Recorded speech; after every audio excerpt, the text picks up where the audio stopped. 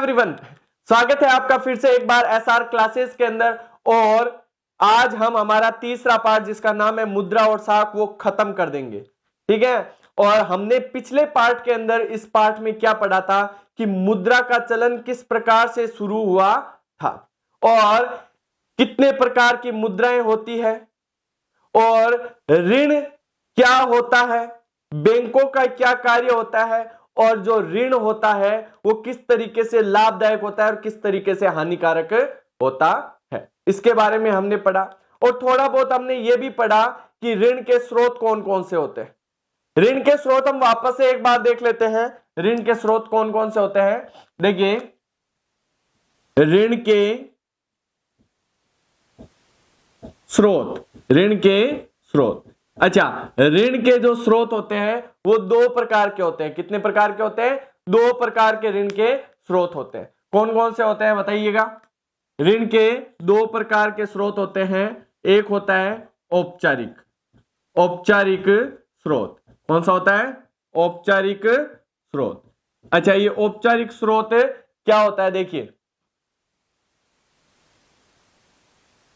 देखिए इसके अंदर जो ब्याज दर होती है वो फिक्स होती है। जैसे कि हम बैंक के अंदर जाते हैं, बैंक वाले एक ब्याज दर फिक्स रखते हैं कि भाई आपका 12% सालाना होगा, ठीक है, या मान लो 14% सालाना होगा या 16% सालाना होगा या 10% सालाना होगा, ठीक है।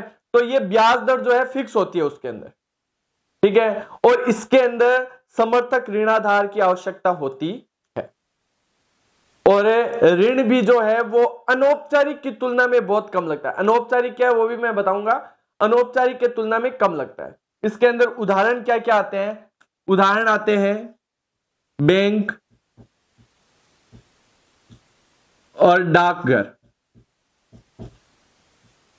डाक, ठीक है। डाक से भी हम लोन ले सकते हैं, बैंक से भी हम लोन ले सकते हैं, ठीक है। और इसके अलावा हमने बताया कि इसके अंदर जो है वो ऋण जो है, ऋण, ऋण का ब्याज, ऋण का जो ब्याज है वो क्या लगता है?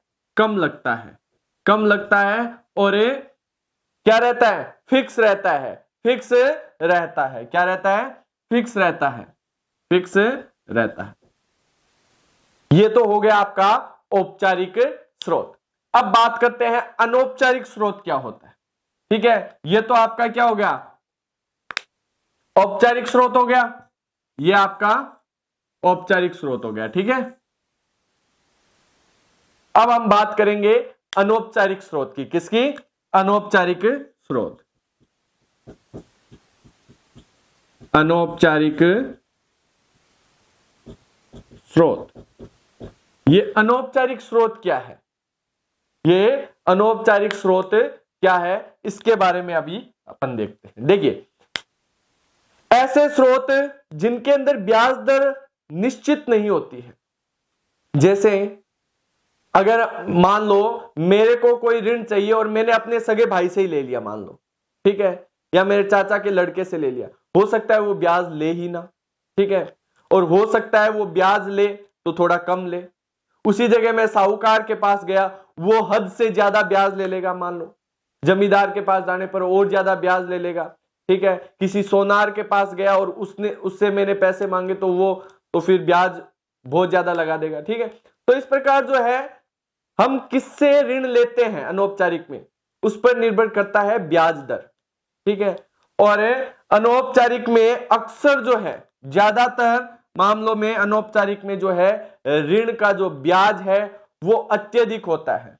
ब्याज जो है, ब्याज वो क्या होता है?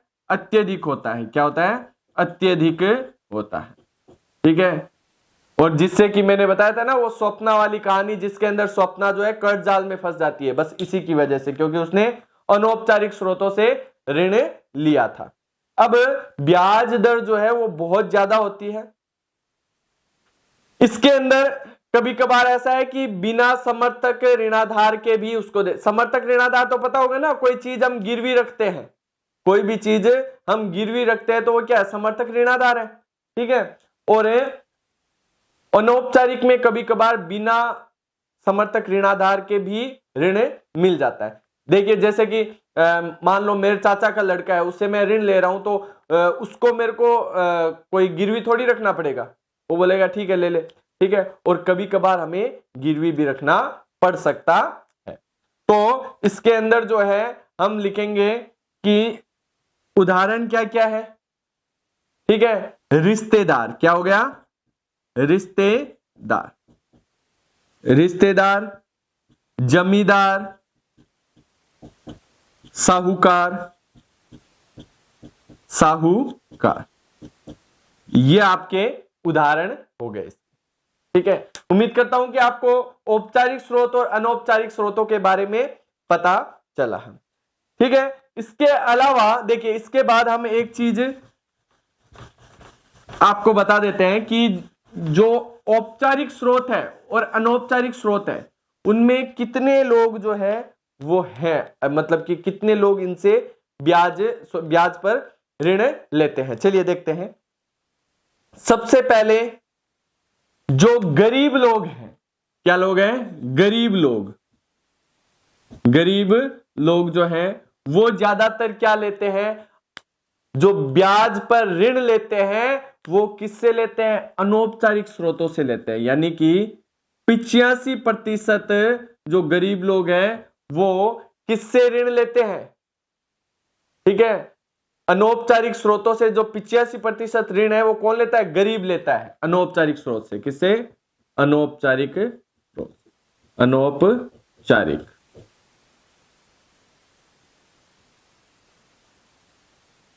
अनौपचारिक, ठीक है। और बाकी जो 15% गरीब है वो क्या है, औपचारिक स्रोत से लेते हैं। किससे, औपचारिक स्रोत। अब इसका कारण भी बताऊंगा क्यों लेते हैं।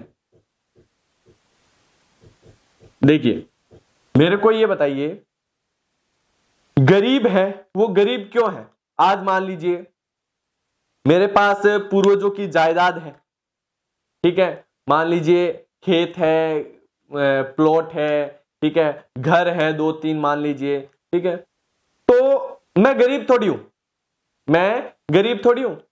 अगर मेरे को ज्यादा ही कोई पैसे की जरूरत पड़ी तो मैं अपनी प्रॉपर्टी थोड़ी बहुत बेच करके मैं काम निकाल सकता हूं, अगर मेरे को ब्याज पर ऋण नहीं मिलता है तो गरीब जो होता है उसके पास कोई भी समर्थक ऋणाधार नहीं होता है, कोई भी गिरवी रखने के लिए कुछ होता नहीं है। और बैंक वाले तो गिरवी मांगेंगे, बिना समर्थक ऋणाधार के तो ब्याज देंगे, ब्याज पर ऋण देंगे नहीं हमें। तो ज्यादातर गरीब जो है वो अनौपचारिक स्रोत से ऋण लेते हैं, और जो बचे कुछ 15% है उनके पास कुछ समर्थक ऋणाधार होते हैं तो वो औपचारिक स्रोत से लेते हैं। लेकिन अगर मैं अमीर लोगों की बात करूं, किसकी, अमीर लोगों की बात करूं, तो देखिए अमीर लोगों के अंदर 90% लोग जो हैं वो किससे लेते हैं, औपचारिक स्रोतों से ऋण लेते हैं, औपचारिक। अब वापस आप वही प्रश्न पूछोगे कि सर अमीर है तो वो ऋण क्यों लेगा। ऋण की आवश्यकता सबको पड़ती है, ठीक है। आपने कभी कभार ऐसी बातें सुनी होगी कि मुकेश अंबानी पर इतने रुपए का कर्जा है, ठीक है, अडानी पर इतने रुपए का कर्जा है, ठीक है, तो वो गरीब थोड़ी है। आपने सुना होगा कि भारत पर इतने रुपए का कर्जा है तो भारत गरीब थोड़ी है, ठीक है, पैसा तो है ही भारत के पास। लेकिन अमीर से अमीर आदमी जो है वो कर्जा लेता है, ऋण लेता है, ठीक है। कोई बिल्डिंग बना रहे हैं, होटल बना रहे हैं, ठीक है, तो वो क्या करेंगे, लोन पर पैसे या इंस्टॉलमेंट में वो करेंगे। क्यों करेंगे भाई इंस्टॉलमेंट में, उसका भी एक रीजन है, ठीक है। क्यों, क्योंकि देखिए वो क्या करते हैं, बिजनेस करते हैं। अब एक चीज समझने की कोशिश कीजिए, मान लीजिए कोई बिजनेस कर रहा है, ठीक है, और उसने मान लीजिए कोई बिल्डिंग बनाई, ठीक है, क्या बनाई, बिल्डिंग बनाई 5 करोड़ की, किसकी, 5 करोड़ की। अब ये सोच करके देखिए इसके अंदर मान लो कंपनी के अंदर 200 करोड़ का इन्वेस्ट किया हुआ है, 200 करोड़ का इन्वेस्ट किया हुआ है, मतलब कि 200 करोड़ का सामान बनता है, ठीक है।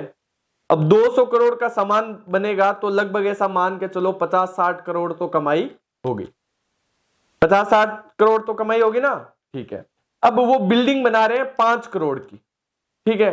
अब वो 5 करोड़ उनके लग गए, ठीक है, तो कितने रुपए की बन रही है, 200 करोड़ की क्या बन रही है, सामान बन रहा है।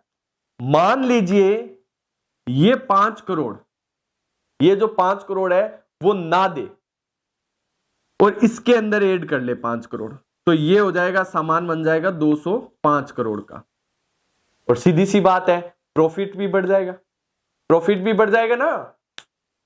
अब मेरे को ये बताओ, ये 5 करोड़ का लोन ले रखा है, कंपनी ने 5 करोड़ का लोन ले लिया, और लोन की जो इंस्टॉलमेंट है वो इससे जो प्रॉफिट आएगा उससे लोन की इंस्टॉलमेंट चुका देंगे। तो जो 5 करोड़ है जो लगे हैं, ठीक है, वो ऋण लिया और चुका भी दिया, और जो 5 करोड़ लगने चाहिए थे वो इन्वेस्टमेंट के अंदर अभी भी है, ठीक है। उम्मीद करता हूं कि ये चीज समझ में आई होगी, ठीक है।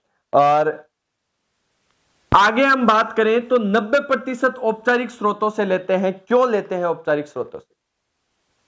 क्योंकि जैसा मैंने अभी बताया, उनको क्या चाहिए, कम से कम ब्याज पर चाहिए, और समर्थक ऋणाधार की उनके पास कोई कमी नहीं है। इसको इंग्लिश में बोलते हैं कोलेट्रल, ठीक है। इसकी कोई भी कमी नहीं है इनके पास, जमीन है, जायदाद है, बिल्डिंग है, कंपनी है, बैंकों में निक्षेप है, सब कुछ है इनके पास, और ये ऋण लेंगे और अपना प्रॉफिट करने के लिए ऋण लेंगे। तो ये चाहेंगे कि कम से कम ब्याज लगे, और कम से कम ब्याज लगने के लिए वो बैंकों से लोने लेंगे, ठीक है। और कई मान लो जो अमीर लोग हैं वो 10% लोग जो है अनौपचारिक स्रोतों से भी लेते हैं, अनौपचारिक स्रोत। ये जो बचे कुछ है ना स्रोत, ये जो बचे कुछ हैं, जैसे कि मान लीजिए मुकेश अंबानी है, ठीक है, तो उसने मान लो अपने चाचा के लड़के से या अपने खुद के भाई से मान लो, ठीक है, तो उसने मान लो थोड़ा सा ब्याज पर पैसा ले लिया, तो वो अनौपचारिक स्रोत हो गए, ठीक है। उनके पास भी पैसा है, उसके पास एक्स्ट्रा पड़ा है, तो उसने इनको दे दिया। तो ऐसे कुछ 10% लोग होते हैं जो अपने रिश्तेदारों से या किसी से जो है अनौपचारिक स्रोतों से भी पैसा ले लेते हैं, ऋण ले लेते हैं, ठीक है। तो ये हो गया आपका औपचारिक स्रोत और अनौपचारिक स्रोत। अब अगर हम बात करें, एक लास्ट टॉपिक रहा है जो कि बहुत ज्यादा इंपॉर्टेंट है। क्या है? बहुत ज्यादा इंपॉर्टेंट है। क्या है? ध्यान से देखिएगा, स्वयं सहायता समूह। स्वयं सहायता समूह, ध्यान देना बहुत ही इंपॉर्टेंट है, ठीक है। प्रश्न आने की संभावना 95% है इसकी, ठीक है। बहुत ही इंपॉर्टेंट क्वेश्चन है इस चैप्टर का। और अगर मैं बात करूं स्वयं सहायता समूह क्या है, नाम से ही पता चल रहा होगा। स्वयं मतलब खुद के द्वारा, सहायता खुद की सहायता खुद ही, समूह मतलब समूह बनाकर, यानी कि खुद की सहायता करने के लिए खुद ने ही एक समूह बना लिया जो खुद की ही सहायता कर रहा है। कैसे? मैं आपको एक एग्जांपल देता हूं। मान लीजिए 5 व्यक्ति हैं, ठीक है, 5 व्यक्ति हैं, ठीक है। इस सबके पास मान लो कितने भी रुपए हैं, मान लो जो भी है, ठीक है। इसको मान लीजिए 20 रुपए की जरूरत पड़ी, 20 रुपए की जरूरत पड़ी। मान लीजिए इनका नाम रख देता हूं मैं, A B C D E। E को जरूरत पड़ी 20 रुपए की, ठीक है। अब ये A के पास गया, A के पास जाकर के बोला कि मेरे को भाई 20 रुपए की जरूरत है, ठीक है। ये बोलेगा यार तेरी तरह ही तो मैं हूं, मेरे पास 20 रुपए कैसे। देखिए 20 रुपए ज्यादा नहीं है, मैं मानता हूं, लेकिन हमने उदाहरण के तौर पर 20 रुपए लिए। मान लीजिए 20 रुपए बहुत ज्यादा है, ठीक है। तो ये बोलेगा मेरे पास 20 रुपए कहां से आएंगे भाई, ठीक है। भाई मेरे पास तो अभी नहीं है, ठीक है। मेरे पास तो कोई 4-5 रुपए मिलेंगे, अगर चाहिए तो वो दे सकता हूं। ये बोलेगा यार इतने से तो होगा नहीं। ये जाएगा बी के पास, बी के पास जाएगा तो बी ने भी यही बात बोली, सी ने भी यही बात बोली, डी ने भी यही बात बोली, क्योंकि नहीं होते हैं सबके पास जो है पैसे नहीं होते, मांगने पर देंगे या नहीं देंगे, अगर देंगे भी ठीक है तो बहुत ज्यादा ब्याज लगा देंगे, वो एक तरीके से अनौपचारिक स्रोतों वाली बात होगी, ठीक है। तब क्या करेगा ये ई जो है वो एक आइडिया लगाएगा, वो इन सबको बोलेगा कि हम एक काम करते हैं, एक ग्रुप बना लेते हैं। क्या बना लेते हैं? ग्रुप बना लेते। ई बोलेगा देख 4 रुपए तो ई बोलेगा मेरे पास है, 4 रुपए तो मेरे पास है, 4-4 रुपए आप सब और दे दो मेरे को, 4-4 रुपए आप लोग दे दो। तो ये देख 20 रुपए तो नहीं दे सकते, लेकिन 4-4 रुपए ये दे सकते हैं, ठीक है। तो ये 4-4 रुपए मतलब आपको आपके पास मान लो 100 रुपए है, ठीक है, आपके पास 100 रुपए है, आपके दोस्त ने मान लो 10 रुपए आपसे मांगे, ठीक है, मैं तो नहीं दूंगा, ठीक है, मैं तो नहीं दूंगा, दोस्त ने मांगे है तो, ठीक है, क्योंकि मेरे को पता है कि, चलिए छोड़िए, कि 10 रुपए जो है वो मैं तो नहीं दूंगा, लेकिन आप मान लीजिए कि आपके पास 100 रुपए है, तो आप 10 रुपए आसानी से दे सकते हो, लेकिन आप 100 रुपए दे सकते हो क्या उसको? नहीं दे सकते ना, क्योंकि आपके पास ही 100 रुपए ही है, ठीक है, आप मना कर दोगे। तो 10 रुपए तो आसानी से दे सकते हो ना, तो इनके पास मान लो 20 रुपए, तो ये 4 रुपए तो दे ही सकते हैं ना। तो 4-4 रुपए सबने दिए और इसके पास 4 रुपए थे, तो टोटल इसकी जो 20 रुपए इसको जो चाहिए थे वो इसको मिल गए, इसका काम निकल गया। अब इसके पास जैसे ही होगा वो पहले 4 रुपए इसको दे देगा, इसको 4 रुपए दे देगा, इसको 4 रुपए दे देगा, इसको 4 रुपए दे देगा, या मान लो ब्याज सहित इसको 5 रुपए दे देगा, इसको 5, इसको 5, इसको 5, ब्याज भी कम लगेगा और पैसे भी इनको चुका देंगे। अब देखो ये चीज आपको उम्मीद करता हूं समझ में आई होगी कि एक ग्रुप बनाया और सबने मिलकर के एक व्यक्ति की सहायता की, इसकी ई की सहायता। अब क्या होगा, मान लो फ्यूचर में डी को जरूरत पड़ी, तो ये चारों मिलकर के डी की सहायता करेंगे। मान लो फ्यूचर में सी की जरूरत पड़ी, तो ए बी डी ई जो है मिलकर के जो है सी की सहायता करेंगे। इस तरीके से एक समूह बन जाता है जिसको हम बोलते हैं स्वयं सहायता समूह। क्या बोलते हैं? स्वयं सहायता समूह है, और ये बहुत ही इंपॉर्टेंट है। इसको आप इस एग्जाम्पल के माध्यम से भी समझा सकते हो। मैंने आपको पहले भी बताया है कि आप जब पेपर दे रहे हो बोर्ड का, तब आप कोई भी स्टूडेंट नहीं हो, आप क्या हो? टीचर हो, और जो आपकी कॉपी चेक करेगा वो क्या है? आपका स्टूडेंट है, और आपको उस स्टूडेंट को समझाना है। अगर उस स्टूडेंट को समझ में आ गया तो वो आपको पूरे नंबर देगा, अगर उसको थोड़ा भी समझ में नहीं आया तो वो आपके नंबर काट लेगा। और समझाने के लिए आप इस एग्जाम्पल के माध्यम से उसको समझा सकते हो कि स्वयं सहायता समूह क्या है, कि भाई ये स्वयं सहायता समूह है, ये उदाहरण दिया है और ये समझा दिया आपको, ठीक है। तो इस तरीके से हमारे देश के अंदर बहुत सारे स्वयं सहायता समूह हैं। उम्मीद करता हूं कि ये चैप्टर आपको समझ में आया होगा, और अगर कोई भी डाउट हो, कोई भी क्वेरी हो, तो आप कमेंट बॉक्स में लिख करके मेरे को जरूर बताएं, ताकि मेरे को भी ध्यान में रहे कि क्या चीज है जो मैंने आपको बताई नहीं, ठीक है, या छूट गई है, ठीक है। और उम्मीद करता हूं कि आपको समझ में आया होगा। समझ में आया तो आप प्लीज चैनल को सब्सक्राइब कर दे, लाइक कर दे, और हाँ, अपने दोस्तों में शेयर करना ना भूले, ठीक है, ताकि ज्यादा से ज्यादा लोगों तक जो है ये सेवा जो है वो जाए। Thank you, have a nice day.